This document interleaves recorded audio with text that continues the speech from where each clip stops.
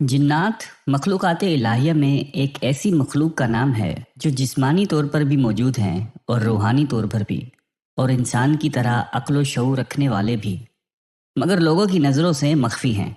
इसलिए उनका नाम जिन रखा गया है कि जिन के लफ्ज़ी माना मख्फी के हैं। जिन्नात की तख्लीक का गालिब मादा आग है, जैसे इंसान की तख्लीक का गालिब मादा मिट्टी है। जिनों में भी इंसान की तरह नर और मादा यानी मर्द और औरत हैं, और जाहिर है कि कुरान में जिन्नात को शयातीन कहा गया है, तो वो भी जिन्नात ही में से शरीर लोगों का नाम है। जिन्नात और फरिश्तों का वजूद कुरान और सुन्नत की एक कतई दलाइल से साबित है, जिनका इनकार कुफ्र है। अल्लाह ताला ने फरिश्तों को बुध के दिन पैदा किया, जिन्नात को जुमरात और हज़रत आदम अलैहिस्सलाम को जुम्मे के दिन पैदा फरमाया। जिन्नात शौला जन आग से पैदा शुदा नारी मखलूक हैं, चुनांचा ये ज़मीन पर बहुत ज़्यादा दंगा फसाद और खून खराबा किया करते थे, जिसकी रोकथाम के लिए अल्लाह ताला आसमानों से फरिश्तों को ज़मीन पर भेजा करता। ऐसे ही एक मौके के इख्तिताम पर फरिश्तों को जिन्नों का एक मासूम बच्चा मिला, जिसके वालिदैन उस हालिया फसाद में कत्ल हो गए थे। तो अल्लाह के हुक्म से फरिश्ते उस बच्चे को आसमानों पर ले गए। अज़ाज़ील नामी ये जिन बच्चा बड़ा होकर फरिश्तों का उस्ताद मुकर्रर हुआ, लेकिन आदम अलैहिस्सलाम को सजदा ना करने की पादाश में जलील व ख्वार होकर जन्नत से निकाला गया और फिर इब्लीस व शैतान के नाम से मशहूर हुआ। हज़रत अबू दरदा रज़ी अल्लाह ताला अन्हु से मरवी है कि आप अलैहिस्सलाम ने फरमाया कि अल्लाह ने जिन्नात को 3 इक़साम पर पैदा फरमाया है। एक किस्म में सांप, बिच्छू और ज़मीन के कीड़े मकोड़े, एक किस्म फ़िज़ा में हवा की तरह उड़ने वालों की है, और एक किस्म वो है जिस पर हिसाब व अज़ाब होगा। हज़रत इब्ने अब्बास रज़ी अल्लाह ताला अन्हु फरमाते हैं कि बाज़ कुत्ते भी जिन्नात की एक ज़ईफ़ किस्म से ताल्लुक़ रखते हैं। चुनांचा अगर खाने के दौरान कुत्ता आकर बैठ जाए तो उसके आगे कुछ डाल दें या उसे वहाँ से हटा दें। शैतान अक्सर काले कुत्ते का रूप धार लेता है, उस तरह जिन्नात भी बहुत सी सूरतें बदल सकते हैं। जिन्नात में भी मुसलमान, काफिर, ईसाई, यहूदी, मजूसी वगैरह हैं, और बाज़ के मुताबिक उनमें भी मुसलमानों की तरह फ़िरका बंदियाँ हैं। जो जिन्नात नबूवत मोहम्मदिया सल्लल्लाहु अलैहि वसल्लम पर ईमान लाए वो मुसलमान, और उनके मुनकर काफिर हैं। उससे मालूम हुआ कि इंसानों की तरह जो जिन्नात काफिर होंगे वो जहन्नुम में, और जो मुसलमान होंगे वो जन्नत में जाएंगे। नेक और मुसलमान जिन्नात सौम व सलात के पाबंद, तहज्जुद गुजार और तलावत कलाम पाक के शौकीन होते हैं। हज़रत माज़ बिन जबल रज़ी ताला अन्हु से मरवी है कि आप अलैहिस्सलाम ने फरमाया कि तुम में से जो शख्स रात को नमाज अदा करे तो उसे चाहिए कि वो ऊंची आवाज़ से क़िरात करे, क्योंकि फरिश्ते भी उसके साथ नमाज अदा करते हैं, उसकी तलावत भी सुनते हैं। और मोमिन जिन्नात जो हवा में होते हैं या उसके पड़ोसी होते हैं, वो भी उसके साथ नमाज अदा करते और उसकी तलावत सुनते हैं। और इंसान का ऊंची आवाज़ में तलावत करना उसके अपने घर और आसपास के घरों से शरीर जिन्नात और सरकश शयातीन को भगा देता है। हज़रत इब्ने इमरान फरमाते हैं कि मैं एक दिन फजर से पहले हज़रत हसन बसरी रहमतुल्लाह अलैह की मजलिस में शिरकत के लिए गया तो देखा कि मस्जिद का दरवाज़ा बंद है। एक शख्स दुआ मांग रहा है और एक जमात उनके पीछे दुआ पर आमीन कह रही है। चुनांचा मैं बाहर बैठ गया हत्ता कि मौज़िन आया, उसने अजान दी और मस्जिद का दरवाज़ा खोला। मैं अंदर दाखिल हुआ तो देखा कि वहाँ सिर्फ हज़रत हसन बसरी रहमतुल्लाह अलैह अकेले तशरीफ़ फरमा थे। उनका रुख किबले की जानिब था। मैंने अर्ज़ किया कि मैं फजर होने से पहले आया था, उस वक्त आप दुआ कर रहे थे और लोग आमीन कह रहे थे, लेकिन जब मैं अंदर आया तो आपके अलावा किसी को नहीं देखा। उन्होंने फरमाया कि ये अहले नसीबैन के जिन्नात थे जो शब जुमा ख़त्म कुरान में मेरे पास आते हैं, फिर शिरकत के बाद वापस चले जाते हैं। सूरह रहमान की आयत नंबर 56 में हूरों से मुतल्लिक इरशाद बारी ताला है कि ना तो उससे किसी इंसान ने कुर्बत की होगी ना ही किसी जिन ने। इस आयत से ये बात वाज़े हो गई कि जिन्नात भी इज़दवाजी ताल्लुक़ कायम करते हैं। हज़रत कतादा रहमतुल्लाह अलैह बयान करते हैं कि जिन्नात की औलाद वैसी ही पैदा होती है जैसे इंसानों की, लेकिन जिन्नात की नस्ल बहुत तेज़ होती है और उनकी औलाद कसरत से होती है। حضرت عبداللہ بن عمر فرماتے ہیں کہ اللہ تعالیٰ نے انسانوں اور جنات کو 10 حصوں میں تقسیم فرمایا ہے۔ ان میں سے 9 حصے جنات ہیں اور 1 حصہ انسان۔ جب انسان کا ایک بچہ پیدا ہوتا ہے تو جن کے 9 بچے پیدا ہوتے ہیں۔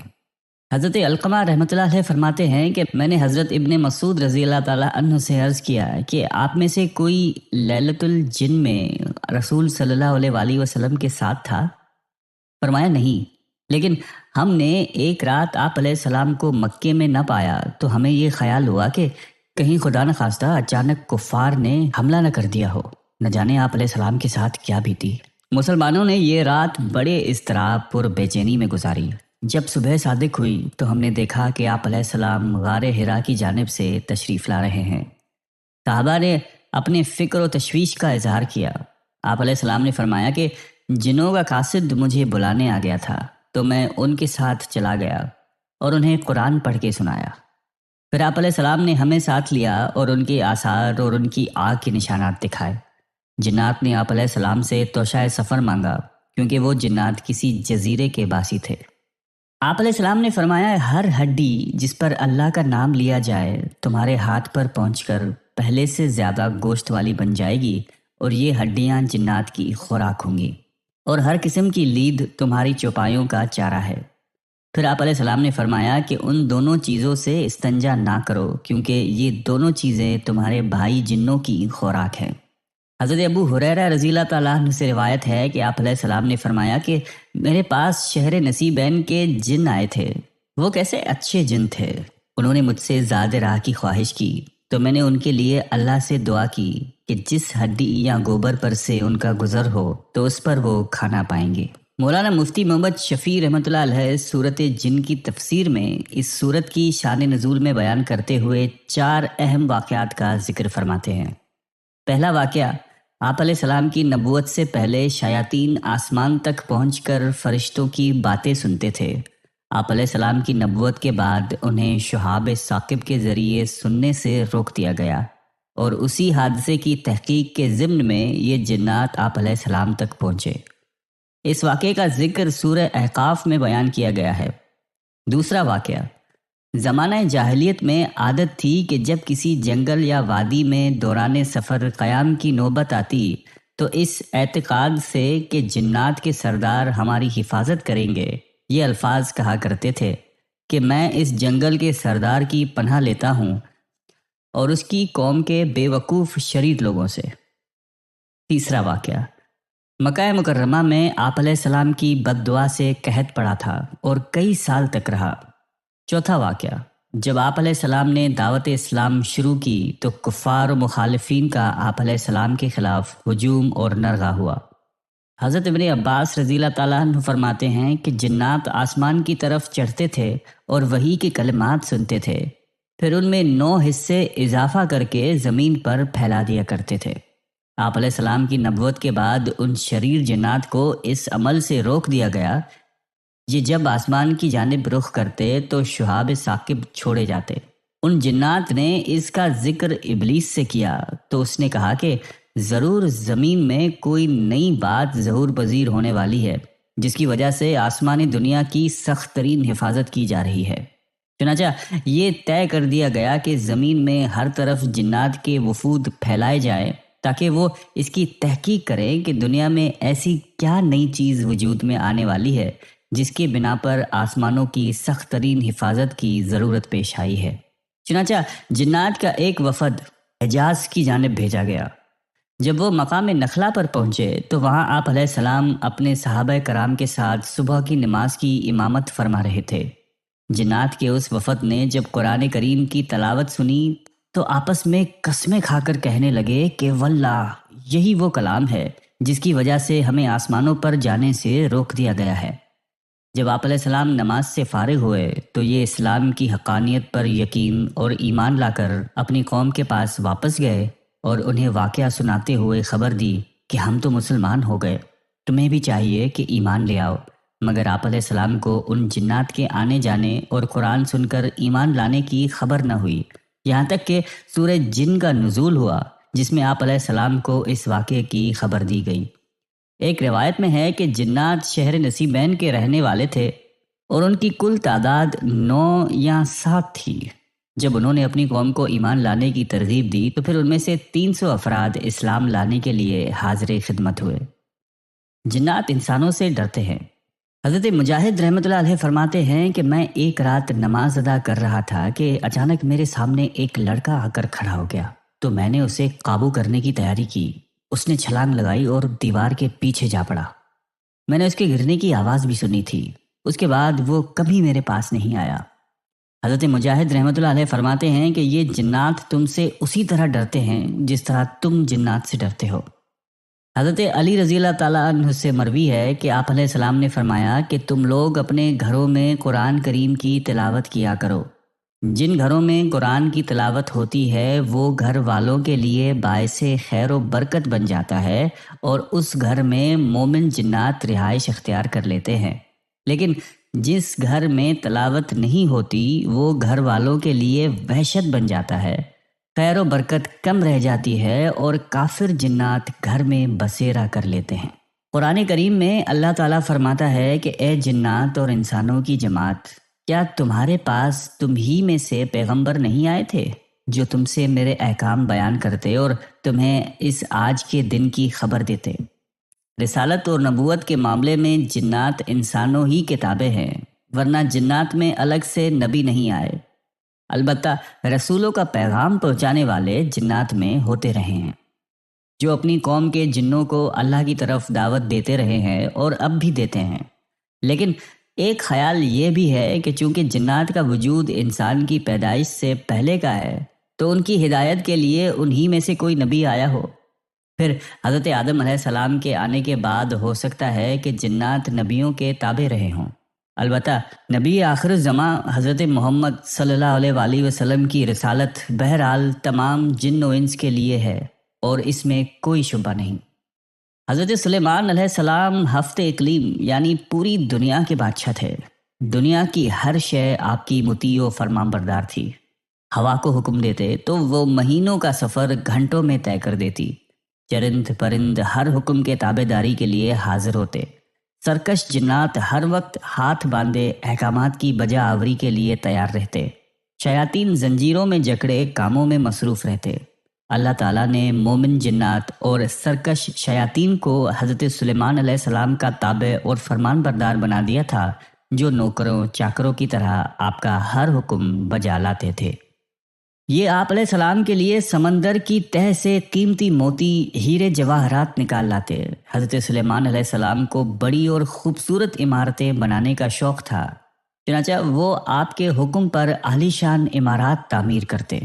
اگر ان میں سے کوئی سرکشی کرتا تو حضرت سلیمان علیہ السلام اسے سزا دیتے اور زنجیروں میں جکڑ دیتے۔ قرآن کریم میں ارشاد باری تعالیٰ ہے کہ ہم نے بہت سے شیاطین بھی ان کے تابع کیے تھے جو ان کے فرمان سے غوطہ لگاتے اور بہت سے دوسرے کام سر انجام دیتے، اور ان کے نگہبان ہم ہی تھے۔ ان جنوں میں 2 طرح کے جنات تھے۔ ایک تو اہل ایمان تھے جو اپنے نبی کا ہر حکم مذہبی فریضہ سمجھ کر پورا کرتے، لیکن جو کافر تھے وہ اپنے کفر اور سرکشی کے باوجود حضرت سلیمان علیہ السلام کے تابع رہتے، لیکن ان سے نقصان کا بھی اندیشہ تھا۔ چنانچہ سورہ سبا میں ارشاد باری تعالیٰ ہے کہ جو کوئی ان میں سے ہمارے حکم سے پھرے گا اسے ہم آگ کا مزہ چکھائیں گے۔ مفسرین فرماتے ہیں کہ اللہ تعالیٰ نے ایک فرشتہ مقرر فرما دیا تھا جس کے ہاتھ میں آگ کا سونٹا ہوتا۔ جنات میں سے اگر کوئی حضرت سلیمان علیہ السلام کے حکم سے سرتابی کرتا تو فرشتہ اسے سونٹا مارتا، جس سے وہ جل کر بھسم ہو جاتا۔ آپ علیہ السلام کی نبوت سے پہلے جنات آسمانی دنیا کی خبر معلوم کرنے کا کوئی نہ کوئی موقع پا لیتے تھے، اور پھر ایک سچی بات میں 9 من گھڑت اور جھوٹی باتیں ملا کر کاہنوں کو بتا دیا کرتے تھے۔ یوں کاہنوں میں یہ بات مشہور ہو گئی کہ جنات غیب کا علم جانتے ہیں۔ حضرت عائشہ رضی اللہ تعالی عنہا فرماتی ہیں کہ میں نے عرض کیا کہ یا رسول اللہ، یہ کاہن جو بات کہتے ہیں ہمیں سچ بھی ملتی ہے؟ آپ علیہ السلام نے فرمایا کہ یہ بات حق ہوتی ہے۔ اسے جن چوری کر کے اپنے دوست کے کان میں ڈال دیتا ہے اور وہ اس میں 100 جھوٹ ملا دیتا ہے۔ حضرت صفوان بن سلیم رحمۃ اللہ علیہ فرماتے ہیں کہ جنات انسانوں کے سامان اور کپڑوں کو استعمال کرتے ہیں، بس تم میں سے جو شخص کوئی کپڑا اٹھائے یا رکھے تو بسم اللہ پڑھ لیا کرے، کیونکہ اللہ کا نام مہر ہے۔ اس طرح سے جنات ان کپڑوں کو استعمال نہیں کریں گے۔ حضرت انس رضی اللہ تعالیٰ عنہ سے روایت ہے کہ آپ علیہ السلام نے فرمایا کہ گندے مقامات شیاطین کے رہنے کی جگہیں ہیں۔ حضرت انس رضی اللہ تعالیٰ عنہ فرماتے ہیں کہ آپ علیہ السلام قضائے حاجت کو جاتے تو یہ پڑھا کرتے تھے کہ اللہم انی اعوذ بک من الخبث والخبائث، یعنی اے اللہ میں آپ کی پناہ مانگتا ہوں خبیث جنوں اور خبیث جنیوں سے۔ اللہ تعالیٰ نے انسان کو اشرف المخلوقات بنایا ہے، چنانچہ جنات و شیاطین سمیت دنیا کی ہر مخلوق انسان سے خوف کھاتی ہے۔ اللہ اور اس کے نبی علیہ السلام کی تعلیمات کی روشنی میں بدترین جنات اور شیاطین کو شکست فاش دینا بہت آسان ہے، لیکن اگر جنات کی وجہ سے کچھ لوگوں کو بیماری یا موت لاحق ہو جائے تو یہ خود اپنے اوپر ظلم کرنے کے مترادف ہے، جس میں جعلی پیر فقیر اور سنیاسیوں کا بڑا ہاتھ ہے۔ جنات سے مقابلہ کرنے کے لیے ذکر الہی، دعائیں، اعوذ باللہ من الشیطان الرجیم، استغفار اور سورہ فلق اور سورہ ناس کثرت سے پڑھی جائے، لیکن 5 وقت کی نماز ادا کرنا سب سے اہم ہے۔ جنات و شیاطین کے خلاف مدد حاصل کرنے اور انہیں شکست فاش کرنے کے لیے سب سے بڑا عمل آیت الکرسی کا پڑھنا ہے۔ انسان سے شیاطین کو بھگانے، جنات کے اقدامات کو باطل کرنے اور ان کی آفات سے بچنے اور منفی عملیات سے محفوظ رہنے کے لیے آیت الکرسی میں بڑی عظیم تاثیر ہے۔ یہ مرگی کا بھی علاج ہے۔ حضرت ابو ہریرہ رضی اللہ تعالیٰ عنہ سے روایت ہے کہ آپ علیہ السلام نے فرمایا کہ آیت الکرسی قرآن پاک کی سب آیات کی سردار ہے۔ جس گھر میں شیطان ہو تو اسے پڑھا جائے، وہ بھاگ جائے گا۔ ہر رات سونے سے پہلے گھر میں آیت الکرسی پڑھ کر حصار باندھنا بزرگان دین، اولیاء کرام اور تجربہ کار حضرات کا معمول ہے۔ اس عمل سے صبح صادق تک پورا گھر اور اس میں موجود افراد ہر طرح کے انسانی اور شیطانی شر سے محفوظ رہتے ہیں۔ حضرت قتادہ رحمۃ اللہ علیہ بیان فرماتے ہیں کہ جس نے اپنے بستر کی ٹیک لگاتے ہوئے آیت الکرسی پڑھ لی، 2 فرشتے اس کے سپرد کیے جاتے ہیں جو صبح تک اس کی حفاظت کرتے ہیں۔ سورہ فلق اور سورہ ناس قرآن کریم کی یہ آخری 2 صورتیں ہر قسم کے شیطانی عملیات، جادو ٹونے اور نظر بد کا علاج ہے۔